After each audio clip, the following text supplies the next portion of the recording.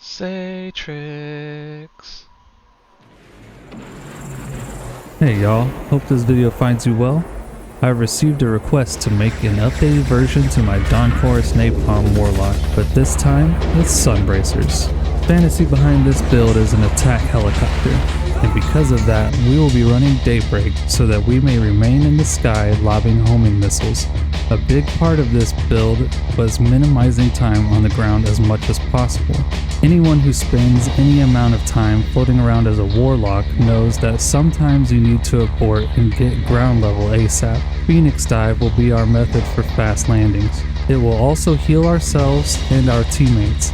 By default it grants 2 stacks of Cure, but with Heat Rises active it will get 2 stacks of Restoration instead. Heat Rises will also cause our dive to deal 100 damage and Scorch for 40 plus 20 in a 5 meter radius. This time around we will be running Solar Grenades. These are mandatory because of our exotic armor. More on that in a bit. Heat Rises will keep us airborne and allow us to use our weapons and abilities while hovering. Any kills we get while airborne will grant us melee energy, which is going to be an important part of our ability loop. Touch of Flame will make our solar grenades spit magma orbs that deal 50 damage each, but more importantly, it will increase the lifespan of our grenades by 2 seconds, meaning they will last for 8 seconds now instead of 6.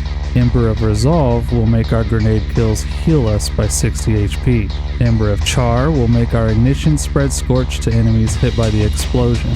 Ember of Eruption will make those ignitions cover a larger area so we can spread that Scorch further. And Ember of Ashes will make our Scorch sources deal an additional 50% Scorch stacks. As previously mentioned, our exotic armor piece this time around will be the Sunbracers. With Sunbracers, our powered melee kills grant a 5-second buff called Sunbracers Ready. While this buff is active, throwing our grenades will trigger a massive boost to our solar grenades recharge rate. We will be able to throw up to 6 grenades before our buff runs out. There is no cooldown when the buff deactivates, so we can immediately get another powered melee kill and spam more grenades. Since we will be airborne while lobbing these upon our enemies, our grenade kills will be restoring our melee energy due to Heat Rises. On top of these other benefits, Sunbracers extends the duration of solar grenades even further, pushing them to a 10-second lifespan. Solar grenades will be our primary source of destruction, but when we are not throwing nades, we will be blasting the enemy with Skyburner's Oath. We will mostly be using the weapon's hipfire mode so that every shot applies Scorch, so we can get some extra damage in and reach our ignitions a little bit quicker. When fighting bosses, if you would like a better damage option, swap out Skyburners with Polaris Lance, especially if a teammate is running Divinity for the easy crits. For the heavy slot, I preferred to carry a rocket launcher with auto-loading holster because it plays into the attack helicopter fantasy. Bonus points if yours also has tracking module. Currently, the only 2 solar rockets that can have that perk combo is Roar of the Bear from Iron Banner and Apex Predator from the Last Wish raid. Hez and Vengeance can only have one or the other because they are in the same perk column. If you have to choose between one or the other, go with auto-loading holster. The primary slot is user's choice.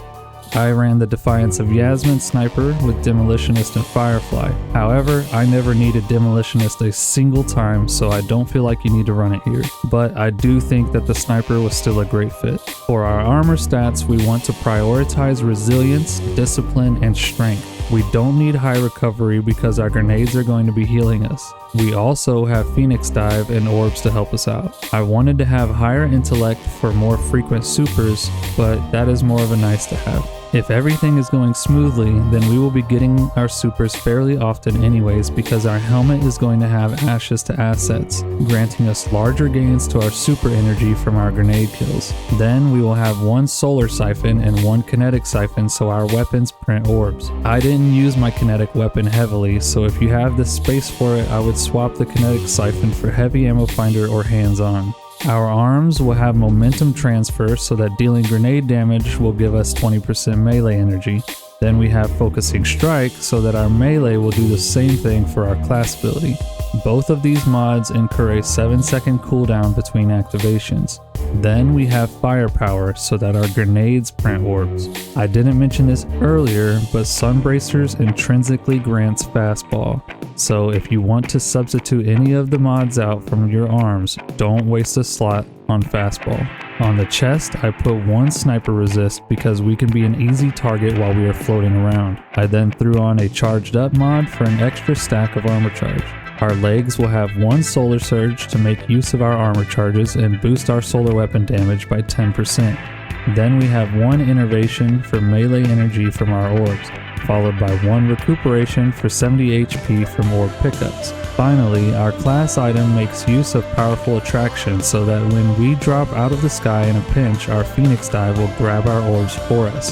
Then one time dilation for longer lasting armor charge. The bomber I have on here is completely unnecessary, but I didn't have space for anything else, so yeah. So here's how to use the build. When entering combat, consume your grenade to activate heat rises. Then use Incinerator Snap on the weakest enemies to trigger Sunbracers.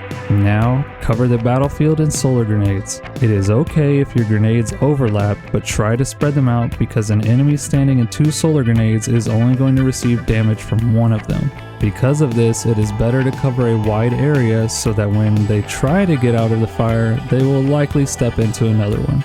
By the time your Sunbracers buff expires, you should have your melee back to begin the loop again. If you don't, just get a weapon kill or 2 and you will get it back because of heat rises. All of these airborne kills will extend your heat rises duration. I have gone entire gambit matches off of one activation of heat rises. This loop is very simple and very effective. For survivability, you have high resilience, healing orbs, and your Phoenix Dive.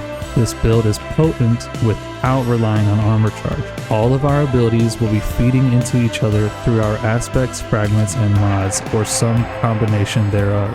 The armor charge mods I used were just for boosting weapon damage. They aren't necessary at all for the build, just nice to have. So if you find yourself wanting more survivability, feel free to swap those out. Thanks for watching, and have a good one, y'all.